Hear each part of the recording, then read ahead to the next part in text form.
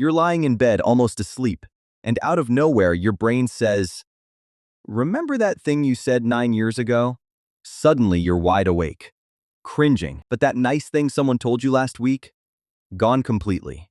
Your brain kept the humiliation in perfect detail and quietly deleted the compliment. And there's a reason why. First, the good news. Your brain isn't broken. And this isn't some personal flaw of yours, even though it definitely feels that way at 2 in the morning. This happens to basically everyone, and scientists have been studying it for decades. So if you do this, you're in very normal, very crowded company. They call it the negativity bias. In plain terms, your brain holds on to bad moments way more tightly than good ones. And it does this automatically. You already know this is true. You can forget 5 compliments in a day, but one rude comment from a stranger can rent space in your head for weeks. In one study, researchers tracked people's eyes and found they lock onto the worst part of a bad moment, which burns that memory in deeper. Think of your memory like a crowded bus.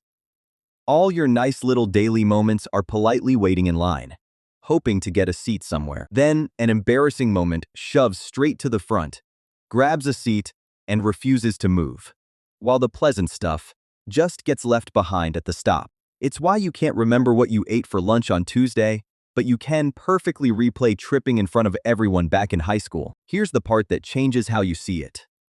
This annoying habit isn't a glitch. It's a survival tool. And it's doing exactly the job it was built for.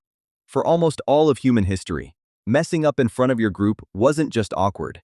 It was dangerous, because you needed those people to survive. If your ancestors got laughed at or pushed out of the tribe, they could lose their food, their safety, their whole place in the world. So the people who remembered every social mistake and worked hard never to repeat it were the ones who stayed in the group and survived. You're carrying their brain. And that old wiring is still running today, treating an awkward comment at a party like it's a genuine threat to your life. Your brain doesn't really think in terms of past and present. It only asks one simple question about everything.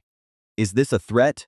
And those cringy old memories stay stamped as unfinished threats, which is exactly why they keep barging back in when you least expect them. There's even a reason they attack at specific times, like when you're lying in bed, taking a shower, or driving somewhere on autopilot. When you're not focused on anything, your brain shifts into a kind of idle mode.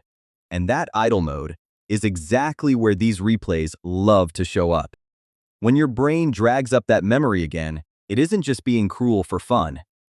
It genuinely thinks it's helping you with something important right now. There's a word for this: rumination. It's when you chew on the same uncomfortable thought over and over, quietly hunting for some way to fix it. Your brain is basically reopening that old file, hoping that this time it'll find a better ending, a smarter comeback, a version where you didn't mess up. In one brain scan study, researchers saw that worrying and replaying light up almost the same areas. When your brain senses you were embarrassed, it treats it like a puzzle it has to solve, even when nothing needs solving. But here's the cruel little trap. It already happened. It's over. There is no better ending waiting for you, no matter how many times you look. You can't go back and unsay the thing, or say the clever line instead, or redo the moment while looking calm and cool. That door is closed.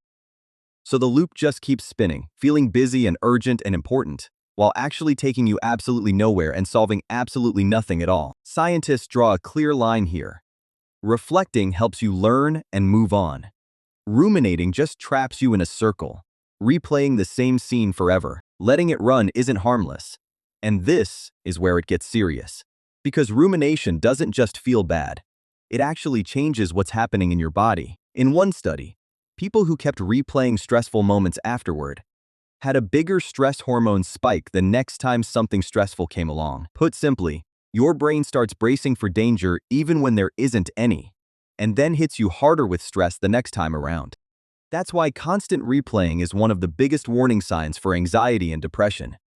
It keeps your body's stress system switched on all the time. Researchers also found that when people feel low, they pull up sad and shameful memories more easily, almost like the brain hands them more fuel. So it becomes a nasty cycle. Feeling down brings up worse memories. Those memories drag your mood down further, and the whole thing tightens. There's even a specific version that hits after conversations. You replay the whole thing, scanning for anything you might have said wrong. Studies find the more people struggle with social anxiety, the harder they replay conversations afterward, picking apart every word looking for a mistake. Now, the genuinely hopeful part, backed by that same research, you're far less stuck than the loop makes you feel in the moment. The first thing that helps is what you just learned. Knowing this is old survival wiring, not a personal defect, quietly takes away a lot of the shame. That memory replaying right now, it's honestly not that deep. And the other people who were there almost certainly forgot about it a long time ago. Researchers suggest picking a couple of go-to thoughts ahead of time, because trying to come up with a distraction mid-spiral is way harder than it sounds. Every time you gently steer your attention somewhere else, you're giving that memory less practice. And less practice is exactly what loosens its grip over time. Therapists also suggest deliberately replaying a good memory in full detail, using it to push back against your brain's habit of favoring the bad stuff. The more you can smell, see, and feel a happy memory, the more room it takes up, slowly tilting your mind back toward the good. So next time your brain reloads that old cringe, remember, it's just a smoke alarm going off for a fire that's been out for years.